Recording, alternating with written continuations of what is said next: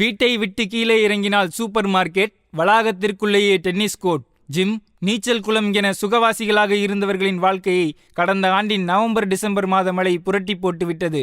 முதல் தளம் வரை மழைநீரில் தத்தளித்தன. வீட்டிலிருந்து சில அடி தூரத்தை கடக்கவே படகில் பயணித்து வெள்ளத்திலிருந்து மீண்டு வந்தார்கள். புறநகர்களில் நீர்நிலைகளின் இரத்த நாளங்களாக இருக்கும் ஆறுகள், ஏரிகள், கால்வாய்கள் ஆக்கிரமிக்கப்பட்டதால் தான் மக்கள் துயரத்தின் எல்லைக்கு செல்ல நேர்ந்தது.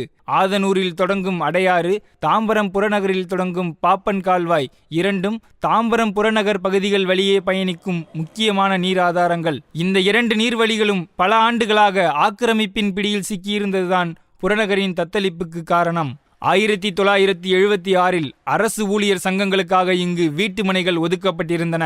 அதற்கான லே அவுட் என்னிடம் இருக்கிறது என்றபடி நம்மிடம் பேசினார் ராயப்பா நகர் நானோ வில்லோ குடியிருப்பு சங்கத்தைச் சேர்ந்த பிரபாகரன். போன வருஷம் 2 தடவை எங்கள் ஏரியாவில் வெள்ளம் வந்துச்சு. கிட்டத்தட்ட லிண்டல் ஹைட்டு, கிட்டத்தட்ட 7 அடி ஹைட்டு தண்ணி வந்துருச்சு.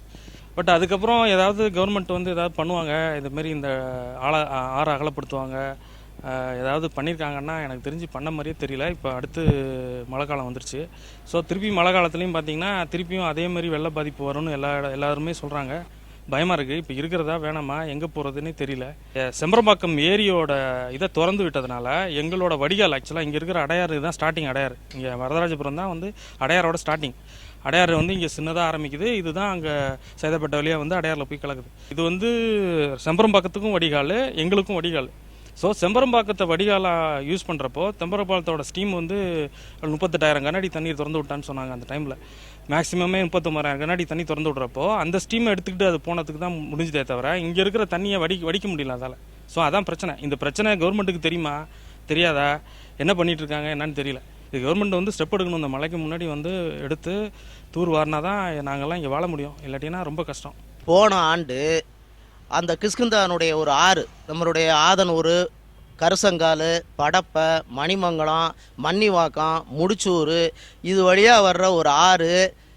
அதை வந்து அன்னைக்கு கஜலட்சுமி கலெக்டரும் ஸ்பெஷல் ஆஃபீஸர் அமுதாவும் சேர்ந்து அதை வந்து அகலப்படுத்தினாங்க. ஒரு 50 மீட்டர் அகலப்படுத்தினதோடு போயிட்டாங்க.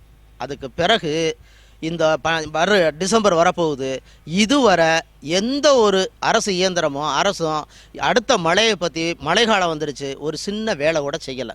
இப்போ ஒரு வாரமாக ஒருத்தர் வந்து அந்த இடமெல்லாம் எனக்கு சொந்தம்னு சொல்லிட்டு கோர்ட்டில் ஒரு ஆர்டர் போட்டு அதை அடைச்சி 2 பைப்பை போட்டு தற்சமயம் உங்களுக்கு தண்ணி விட்டுருக்கிறேன், நீங்கள் இதை வந்து க்ளோஸ் பண்ணிக்கிறோம்னு முனிசிபாலிட்டி, நகராட்சிக்கும் எல்லாத்துக்கும் நோட்டீஸ் கொடுத்துருக்கதாக ஒரு தகவல் வந்திருக்கு.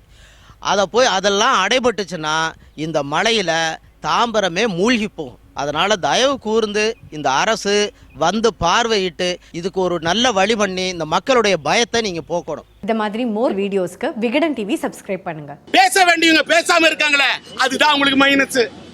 சட்டமன்றத்துக்குள்ள எத்தனை தடவை போவாங்க, வெளியில வருவாங்க, உள்ள போவாங்க, வெளியில வருவாங்க, உள்ளே வெளியே, உள்ளே வெளியே.